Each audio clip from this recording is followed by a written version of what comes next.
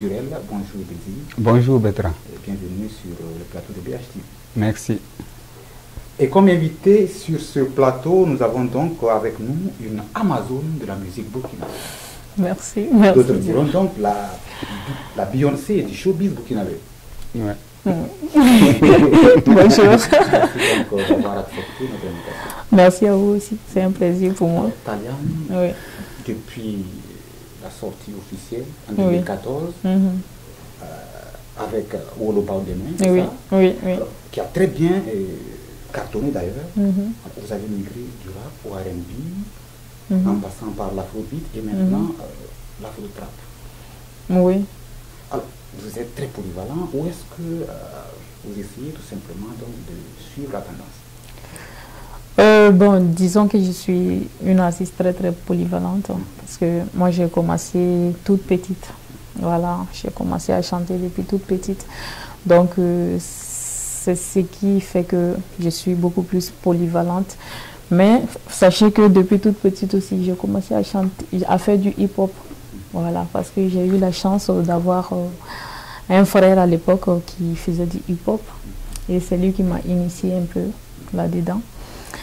Mais ce qui fait aussi que je chante beaucoup, c'est parce que j'ai fait beaucoup les chorales et tout ça. Et donc, je vois que j'ai un potentiel vocal aussi que je peux mettre en évidence. Voilà, c'est pour ça que je fais du hip-hop, mais aussi je chante. Voilà. On se rappelle encore de cette chanson-là. Abada.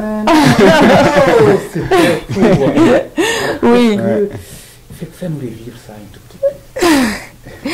C'était Aikobe Motiba Oloba Olula Bangeba Olula Balima Olula Oh Niba Nifa Mako Mako Bila Hikibola Willy Kafoki Boni Sondia Kanafok Kibamiri Gelendela Niba Nifa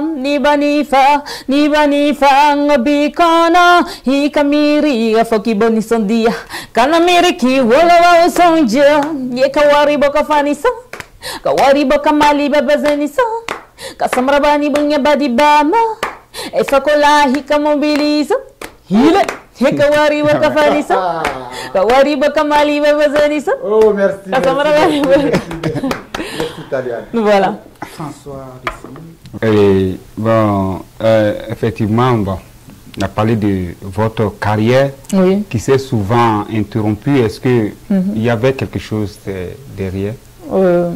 Voilà. Donc, il faut savoir que quand j'ai fait sortir mon album en 2014, voilà, ça allait bien, tout allait bien, tout. Mais ensuite, en fait, les petites pauses là sont dues au fait que j'ai beaucoup souffert aussi de problèmes de producteur à un moment donné de ma carrière. Voilà, ce qui fait que il y a eu un moment où il y a eu un peu de silence et tout ça. C'est parce que comme je suis une femme battante, je cherchais les moyens et stratégies pour pouvoir revenir en fait.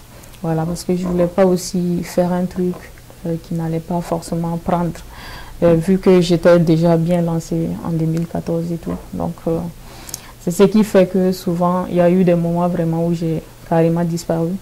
Mais il faut savoir aussi que j'étais à l'époque une étudiante aussi. Voilà, donc peut-être à un moment donné, il y a eu les études aussi qui ont pris un peu le dessus sur la carrière artistique. Mais vu que je crois beaucoup en cette passion-là qui est la musique et tout, à mes talents, à mes potentiels côté artistique, voilà, c'est ce qui fait que je suis toujours là jusqu'à aujourd'hui. Voilà. Parce que j'y crois vraiment. Alors, François, si vous me le permettez, on aurait appris que vous résidez maintenant en France. Oh, qui a dit ça? Non, je ne réside pas en France, je ne réside pas en Europe. Je suis bel et bien au Burkina Faso. Mais c'est que j'ai eu des tournées, en fait, que j'ai eu à faire. Par exemple, en 2018, j'ai été en Allemagne, en Italie. C'était une tournée internationale. Ouais. Ensuite, en 2020, non, en 2020, voilà, c'est de septembre à octobre, j'ai été en Pologne pour une autre tournée encore. C'est ce qui fait qu'en fait, quand les gens me voient là-bas, ils pensent que je vis là-bas. Non, c'est parce qu'on m'a appelé pour des tournées que je suis allée là-bas. Mais je suis rentrée au pays. C'est vrai qu'il y a beaucoup de gens dans les showbiz vraiment qui... souvent pour gâter tes gombos et tout, on dit non, celle-là, elle est la meilleure. Pourtant, elle est bel et bien là. Okay. Je suis là. Voilà, donc tu es là avec ton je suis tout là, dernier. je suis au Burkina, je suis à Ouaga. Avec ton tout dernier bébé, si on peut dire, femme battante. Oui, femme battante, c'est un gros projet. De quoi tu parles exactement? Ben, dans Femme battante, en fait, c'est d'abord une chanson qui a été inspirée même de mon vécu et tout. Parce que moi, dans la vie réelle, dans la vie courante, je suis vraiment réellement battante. Dans le bon sens du terme, parce que beaucoup de gens, comment dirais-je, disent que l'expression femme battante est péjorative. Et pourtant, non. Moi, je viens par cette chanson-là dire qu'il y a vraiment de très grandes femmes battantes qui les font vraiment super bien, qui savent se battre, qui sont ambitieuses, qui savent faire évoluer leurs projets et tout, et qui les font ça d'une manière bien. C'est moral, quoi.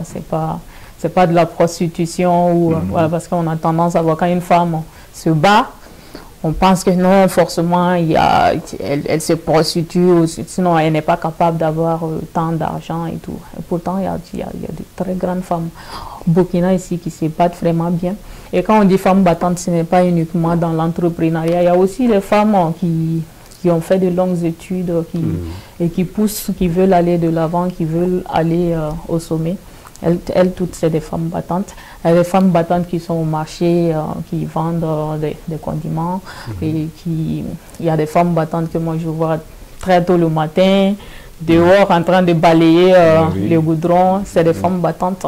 Donc, femmes battantes, ça englobe toutes ces femmes-là qui savent être autonomes, qui savent se battre vraiment, qui savent gagner leur pain à la sueur de leur front. Voilà, souvent, on entend des gens dire que le premier mari d'une femme, c'est son boulot. Quelle est ton appréciation de... Moi, je dis oui, bien sûr. Le premier mari d'une femme, c'est son boulot, hein, c'est son boulot. Parce que de nos jours, là, vraiment, si tu es une femme et que tu es au foyer, par exemple, et que tu n'as pas un boulot, c'est pas simple. C'est pas simple parce que les hommes aujourd'hui veulent des femmes vraiment ambitieuses. Les femmes qui peuvent apporter des revenus aussi dans le foyer, quoi. Voilà, donc le premier boulot d'une femme, c'est le travail. Et c'est pas le travail, c'est le travail. C'est tout le travail. Oui, le premier boulot. Le premier mari d'une femme, voilà, c'est le travail.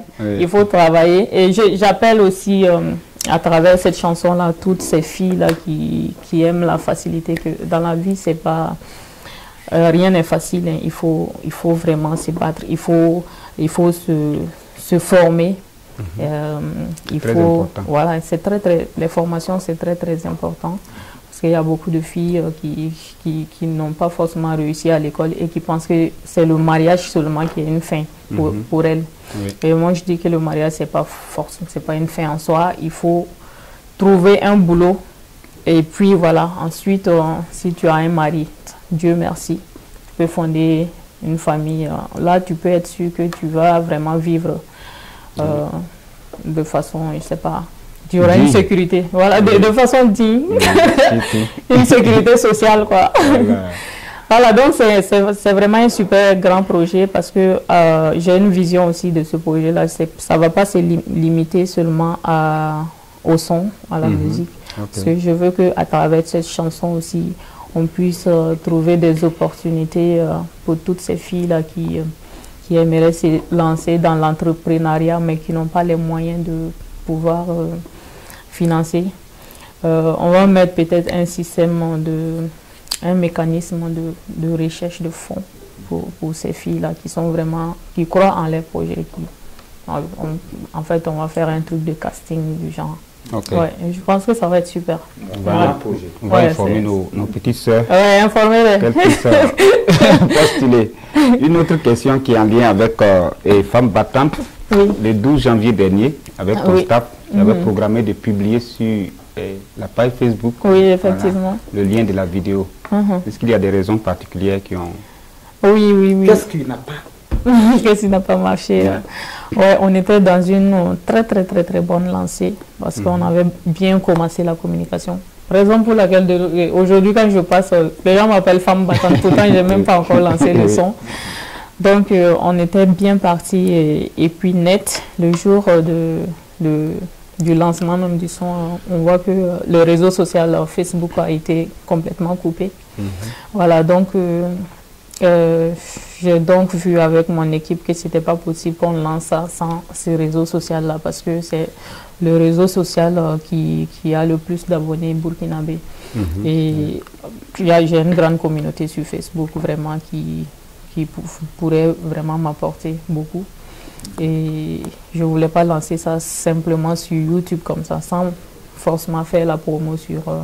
d'autant plus que j'ai beaucoup d'influenceurs qui m'accompagnent dans cette lancée-là et qui sont très suivis sur Facebook et tout. La raison pour laquelle on a dû reporter à une date ultérieure, dont on ne sait pas encore parce que puisqu'on veut dépendre un peu de Facebook, donc on prie vraiment que voilà, les choses reviennent à la normale pour qu'on puisse mener notre activité vraiment. Et sachez-le que c'est pas évident pour tous ceux qui font du e-marketing actuellement. C'est pas simple, quoi. Merci Talia. Merci à vous aussi. Bessie François, l'actualité culturelle de la semaine à venir. Merci Bertrand. Et au Burkina, bon, c'est les 12 PCA qui sont actuellement qui sont sous le projecteur. Et le comité d'organisation des 12 PCA a rencontré la presse. Et je crois que c'est le vendredi 14 janvier pour un peu expliquer le déroulement de l'événement. Et je crois que Hervé et David ont là, avec toute son équipe, en tout cas ils ont annoncé les 12 catégories d'acteurs culturels qui ont influencé l'année 2021. Et quand le rendez-vous est pris pour le 28, je crois, du côté de Canal Olympia Yeniga, Ouara 2000, pour qu'on puisse savoir les personnes. Voilà, ouais, c'est aussi, oui. Effectivement, ça fait 10 ans que les 12 PCA sont lancés, 2012 à 2022. Voilà, donc c'est placé sur le thème de la décennale. Je crois que le promoteur sûrement va revenir sur certains aspects de toutes les péripéties sûrement qui ont jalonné cet événement. Donc c'est le vendredi 28 que nous allons savoir ceux des 12 catégories qui ont réellement influencé leur secteur. Merci. Oui. Alors, Talia. Oui, le 12 PCA. Ouais, ben, je trouve que c'est une belle cérémonie. Moi-même, j'ai eu le prix 12 PCA en 2015. Ouais. Prix de la révélation. Ouais, la révélation de l'année 2015. Ouais, je trouve que c'est super bien. Et il faut de plus en plus des activités comme ça pour quand même récompenser nos artistes et tout. Il faut qu'il y ait vraiment une concurrence rude entre ces activités-là, que ce soit les Koundé, que ce soit 12 PCA, les FAMA et tout. Qu'il y ait beaucoup d'activités comme ça. Cela va faire que ça va être beaucoup plus crédible. Voilà, chacun va travailler de sorte que son activité soit crédible, son activité soit vraiment de haut niveau, quoi. C'est ce que je souhaite pour le Burkina. Le 28 janvier, donc, du côté donc, de Canal Olympia, c'est ça? Oui. Alors, Talia, un mot de fin. Ben, c'est juste inviter les uns et les autres à me rejoindre sur ma page Facebook. Je ne sais pas si c'est par Wi-Fi ou bien par VPN, mais voilà, abonnez-vous à ma page, mais abonnez-vous aussi à ma chaîne YouTube, c'est Taliane officiel. Et voilà, restez connectés à tout moment. On va revenir sur notre projet de femmes battantes. Et je demande à toutes les filles aussi de commencer à préparer leurs projets parce que ça va être vraiment super. On va lancer un challenge bientôt. Comme ça, elles pourront postuler aussi. Et puis, comment dirais-je, espérer bénéficier des récompenses. Espérer bénéficier des récompenses. Merci beaucoup, Kaliane, d'être passée sur notre podcast. Merci à vous aussi. Alors, merci, Séni. Merci. Merci à vous également, chers téléspectateurs. À très bientôt pour d'autres sujets d'actualité culturelle.